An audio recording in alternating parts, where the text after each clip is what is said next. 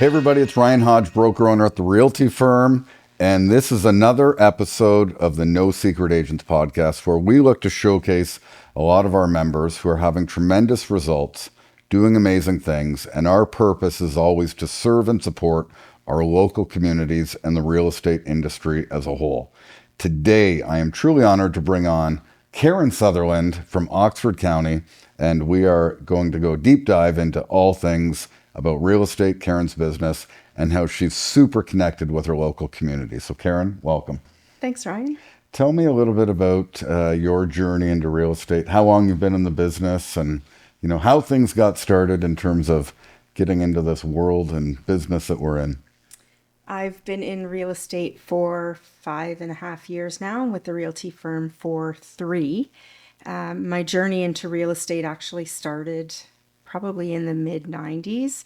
I was a legal assistant and I worked in real estate for the second largest law firm in Canada at the time for a real estate lawyer. Cool. So that was my intro, and I love it.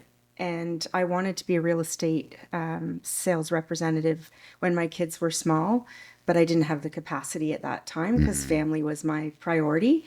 And so when my kids grew up and flew the nest, I jumped in with both feet and became a real estate agent. And here we are. Here we are. We're doing a lot of episodes right now with a key focus on Oxford County, our community in Oxford County. And Oxford County is the second market that the Realty Firm entered into. Yes. And community is a word that is thrown around a lot. What I've noticed, because I'm, from London originally, smaller community has a smaller feel and different interaction and different roots and things like that. A lot of the people that have come on and shared from Oxford County, I would say, share the same sentiments. What does community mean to you, both personally and professionally? Community for me means knowing who I can go to, where I can go to, and what I can expect from people, places, and things in Oxford County. That's important to me, that the support of the community. And that is why I moved back to Woodstock after I had lived in the Toronto area for a while. And so that actually is what I see in the real estate community as well, particularly with the Realty Firm. I feel that we're supported 100%. Like, you and Sandra pick up the phone when we call. I can call a colleague and ask them a question and they're willing to answer. And so instead of having a competitive nature, it's more of a camaraderie nature. And I love that. I think that's a fantastic core value that we have. And we are a little community. The Realty Firm is a little community. Sure. Yeah. Sure. Inside of a smaller community. Inside of a smaller community. Yeah, where the roots run deep. Very deep. Yeah. For me in particular. What is one thing about Oxford County that maybe a first-time visitor doesn't realize about it? I think people think that we're like a little podunk town. I think that's the right word. And maybe we were at one time, but you can truly get anything you want in Oxford County. And in fact, I would say you probably have the opportunity to get some other unique things because we are surrounded by agriculture. We have farm fresh everything at your fingertips. And we've got a lot of independently owned businesses where you can get something unique, plus customer service. You're not just a number when you walk in the door. Sure. I walk into my pharmacy and my pharmacist and everybody in the pharmacy knows my name. You can walk into a store downtown and have a conversation with the owner and they remember you. They want to know about you. You want to know about them. You want to support your community. You want to buy local. You want to put your tax dollars back into the community because we support so many different things. Sports, big brothers, big sisters. I mean, the list goes on and on, but that's what we have to offer here. Love it. I love just how passionate people are about the community. You don't get that in the big city as much. Not that people don't love their city and whatnot, but I definitely notice the difference when it's, outside of my normal experience. In terms of real estate, we're in a unique market right now. The time that you've been in, a lot of ups and downs. Yeah. I've What learned would, a lot. what would you say sets you apart as a real estate agent in this ever-changing and evolving market? I am continuously learning. I don't ever want to get stagnant. I always want to challenge myself to know what's going on in the market so that when I'm asked, I can provide a knowledgeable answer. So training is a big thing, both on my own as well as what the Realty Firm offers. And I go the extra mile with respect to pulling numbers and data when I sit down with somebody so that I can answer their questions, but also provide them with something that's tangible that they can look at. So, I think we forget sometimes what it's like when you are first into something and the overwhelming nature of what it is that you're learning. And then once you're in the business for a while, regardless of what it is, you become the subject matter expert and you forget how overwhelming or how much information you were trying to absorb in the beginning. And I think we forget that sometimes with our clients. It's an emotional situation when you're buying and selling real estate. So the more I can break it down into tangible chunks for them to absorb, the more they can take in what I'm saying and have the background to support it. So you're truly being a guide to the I think so. clients. I know so. Teacher comes into play. Yeah. I love it, so I want people to love it as much as I do Yes. and understand everything that goes on in it. So yeah, I am. Well, you've had tremendous success at an early point of a real estate career, especially through these markets. What I've noticed is that you are very engaged in learning, training, and development. Like you're like a sponge. I'll say that, which is my favorite type of person to work with because we can always learn more and grow and develop. How important is training and development to you? It's critical. Yeah. It is for me. My brain is one that likes to learn all the time to keep me engaged. But I think that for anyone, growth is important. And if you're stagnant, you're stagnant. And in this business, it has changed so much just since I've entered. I mean, AI, those types of things. So you have to keep your finger on the pulse or you're going to be left behind. So training is critically important for me. It also gives me ideas. It lends a different perspective. Sometimes we can be tunnel vision, and I think it's important to take in other perspectives and allow that to enter your realm of knowledge so that you can just be better at what you do. I think sometimes we've got to put boundaries on just how much we take into. Like, there's just so much information out there right now. I was at a mastermind a couple weeks ago in the States, top team leaders, broker owners, that kind of thing. They were talking about AI, like you just mentioned, and that the question was, and I guess the learning from all of these, leaders, with the rapid pace of AI and technology, who's going to win, because things are just moving so quickly. But the answer was pretty simple. It was those that develop a personal brand, which you're doing inside of, your marketplace and the Realty Firm. Those that have and build deeper connections with their people, and those that bring the most value to their clients. And so it's kind of one of those things where we just need to simplify things a little bit. And so when we look at, the future of real estate, I think that those people that do that are going to have a non-issue. It's still important to learn AI. I don't think that agents that, don't, I don't think that AI is going to replace the real estate agent, but I think that those that don't at least learn it a little bit will get left in the dust. So it's like, how do we keep learning, but, focus on those real core values as far as, deeper relationships, more value to our people, things like that. With all of the distraction and, everything that's going on in the world, how do you stay focused and motivated? It's a challenge at times, especially when there's a lot of distraction. I know what I want to do for my clients. I know the level of service that I want to provide for my clients. So that always brings me back. I'm always working on ways to more concisely provide information to my clients.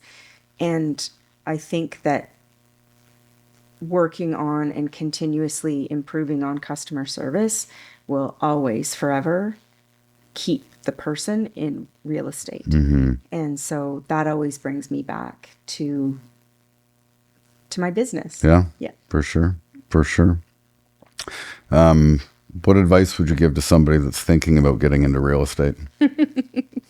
We all laugh at that one, We right? do, yes, and maybe me more than the others, because I'm I think, except for Tom, maybe the newest in the Oxford County group. One of the things that I guess I underestimated is the knowledge that you have to have about actually running your own business in conjunction with running your real estate business. So there's a lot of behind the scenes things that you're responsible for. And as an agent starting out, you can't outsource that because it costs money. So, you need to learn how to market yourself without spending scads of money on it. And I think that gives you somewhat of an advantage because you learn how to differentiate yourself without it being a thing. It's you. I would say that you need to make sure that you have a savings to cover yourself for a good 6 months to a year, especially in this market right now, because it may be a bit before you get your first listing. And then by the time you get paid out on that listing, it may be even further. And never forget the why you got into the business. I think that's great advice because there's so much that the courses that we take to get licensed don't tell us about this business. That doesn't teach us about the day in and day out, the personalities you're going to deal with, the business perspective of it, like you mentioned. So that's a great point.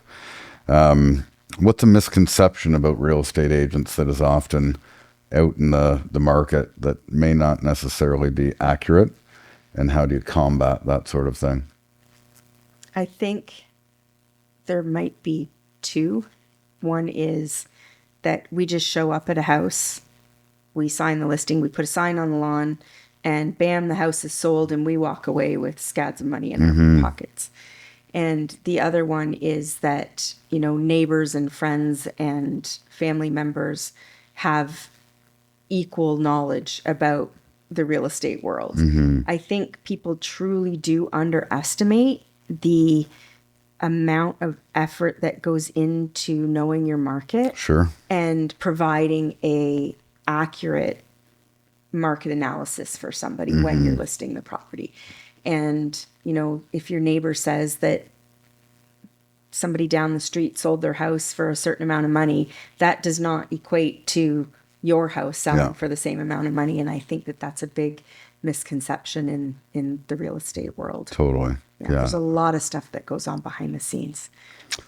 I think that a lot of people don't recognize the proximity that we give. And that's something that we don't get taught about in the school too, as far as, people get access to us 24/7. We've got to create some boundaries for sure.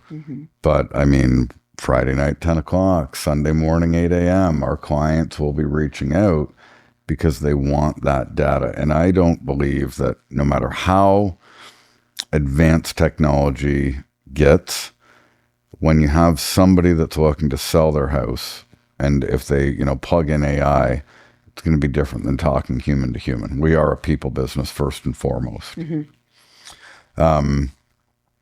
What sets you apart as a real estate agent in terms of your unique approach to listing a property? My preparation. Yeah. Okay. I think so. I ask questions before I arrive. I try to get as much information from the potential seller as I can. And then I go to work crunching the numbers. I use at least 3, sometimes 4 different ways to arrive at my numbers. And I've been doing that since I started. And it just is a validation that I'm on the right track. Yep. And it gives me more data to support the information that I'm passing along. I prepare a presentation to provide to my potential clients, so there's a professionalism there as well, that demonstrates the extra mile that I'm willing to go to Yes. to ensure that they have a successful sale, and to take as much of the stress and the little things off their plate as possible, so that they just have to focus on keeping the house clean and waiting for an offer. Love it. Yeah, Client care. That's my number one. Attention to detail, client care, all that stuff. What do you do for motivation, inspiration? I listen to podcasts. There you go. Yeah. I do. Any good ones lately? I've really been listening to a lot of interviews with Gabor Mate. Yeah. I've read one of Gabor's books. Incredible. Hold Your Kids Close. Is that one of his? Yeah. Yeah. Yeah. The Myth of Normal. Yeah. I just find, again, my brain wants to learn. Yeah. And so I tend to listen to podcasts that are learning podcasts.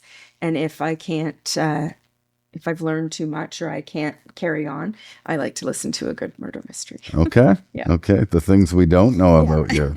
Got it. Yeah. 2025 and beyond, what's in store for Karen Sutherland and, your business personally? What do you have planned? What do I have planned? Just to continue to provide the best customer service I can to my clients, to be accessible, and to continue to know the market so that they know that they've got a good solid agent backing them when they list their property. I recently was certified as a seniors real estate specialist. Cool. And that just sort of naturally happened based on the clientele that I was working with. And I really have a soft spot for first-time buyers and seniors, so on either end Both of the ends, spectrum. And I think that goes back to, in the beginning, the ability to help people understand this process. So I tend towards those, although I would provide exceptional customer service to anybody. But Sure. yeah. Sure. Yeah. I just want to continue on the path that I've been on and continue to grow and learn and provide excellent care at Oxford County. Nice. Doing the next right thing right. Yes. Love it. Yeah. Where can people find you online? We're going to post everything on our channels and things like that. But where's the best place for people to reach out to learn about who you are, what you do, your real estate services, and things like that? How can people contact you? I have a website. Okay. It's sutherlandsellsoxford.ca. Okay.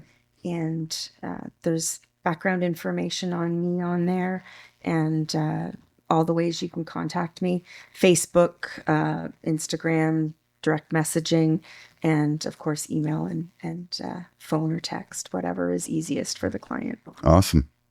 Karen, thank you so much for spending some time today. Everybody, Karen Sutherland, who just gave a classroom on client care, being involved in the community, taking things to the next level the right way through just documented professionalism. And so we look to continue to serve and support our members, but also you in the real estate industry or beyond, in terms of our No Secret Agents podcast. So stay tuned for another episode, and we will see you real soon.